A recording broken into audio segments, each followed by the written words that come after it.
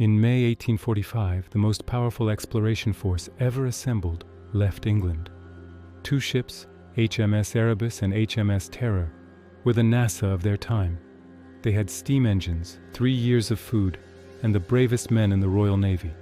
Their mission, to find the legendary Northwest Passage, a maritime shortcut through the Arctic. They sailed into the ice and never came back. For over 170 years they were ghosts, a frozen legend.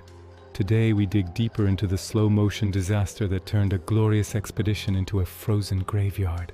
At the helm was Sir John Franklin, a 59-year-old veteran of polar exploration. He was a national hero, but some whispered he was too old, perhaps too set in his ways for the most dangerous mission on Earth. Why him? The British Admiralty needed a commander with an iron will, someone who wouldn't turn back. Franklin was that man, a leader under immense pressure to succeed for the glory of the Empire. And his tools for the job were seemingly perfect. The Erebus and Terror were not just wooden ships. They were technological marvels. Their bows were reinforced with thick iron plates designed to smash through sea ice. They had internal steam heating systems to fight off the brutal cold and could even distill fresh water. On paper, they were invincible. The ships carried enough tinned food to last for 3 years. This incredible preparation is what makes their ultimate failure so utterly terrifying. They weren't just prepared, they were overconfident. They believed technology and British grit could conquer anything, even the Arctic itself. They were wrong. In late July 1845, a whaling ship spotted the Erebus and Terror moored to an iceberg in Baffin Bay. The officers were in high spirits, waiting for the ice to clear so they could push westward. This was the last time any European would see the 129 men alive. From this point on, they vanished into the white void. They sailed into the labyrinth of islands in the Canadian Arctic, making good progress. Their first winter, from 1845 to 1846, was spent at a place called Beechey Island. Everything seemed to be going according to plan. But it was here that the first shadows fell. 3 men died: Petty Officer John Torrington, Royal Marine William Brain, and able seaman John Hartnell. For over a century their deaths were a mystery. Then in the 1980s their graves were found. Scientists exhumed their bodies, perfectly preserved by the permafrost, looking as if they had only just fallen asleep. The shock was immense.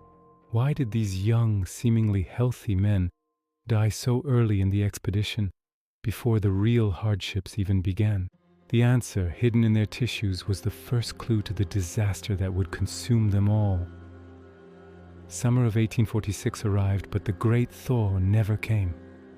The ice that was supposed to melt and free the ships held them in a death grip. The Erebus and Terror were trapped near King William Island, caught in the relentless moving ice of the Victoria Strait. They were stuck. They didn't know it yet, but they would never sail again. The white void had become their prison.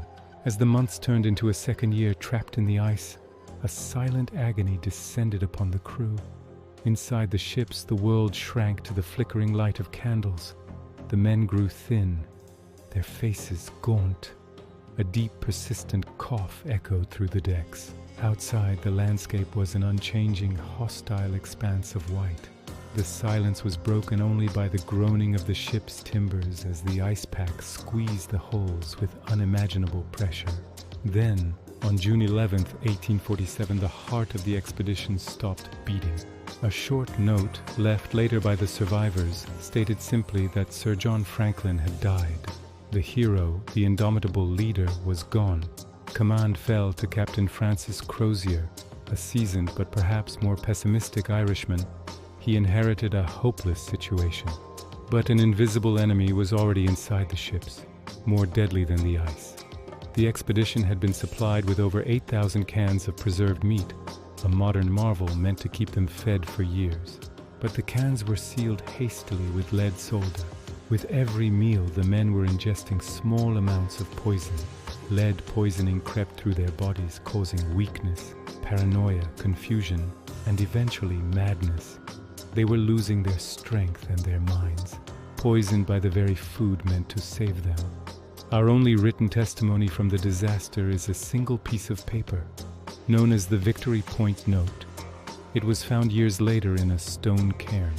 The first part, written in May 1847, is full of standard naval optimism, noting their position and that all well. But then, scribbled in the margins a year later, is a second message, a frantic cry for help.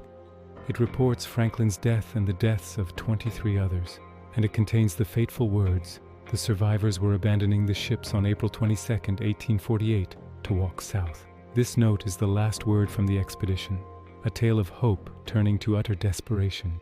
With the ships abandoned, 105 survivors began an impossible trek. Their goal was a trading post over 1,000 miles away, across one of the most desolate landscapes on Earth, King William Island. They were weak from starvation, scurvy, and the debilitating effects of lead poisoning. Yet they dragged heavy lifeboats on sledges laden not just with essentials but with bizarre, useless items. Silver cutlery, silk handkerchiefs, button polishers, and heavy books. Why? The lead delirium was likely clouding their judgment, making them cling to the symbols of the civilization they were desperate to reach, even as it weighed them down and sealed their fate. The final horrifying chapter of their march was told not by them, but by the local Inuit people who witnessed the tragedy. Their oral histories, passed down for generations, described seeing gaunt, wild-eyed white men stumbling south. They spoke of men who would fall down as they walked and never get up. And most chillingly, they reported finding camps with blackened human bones in cooking pots.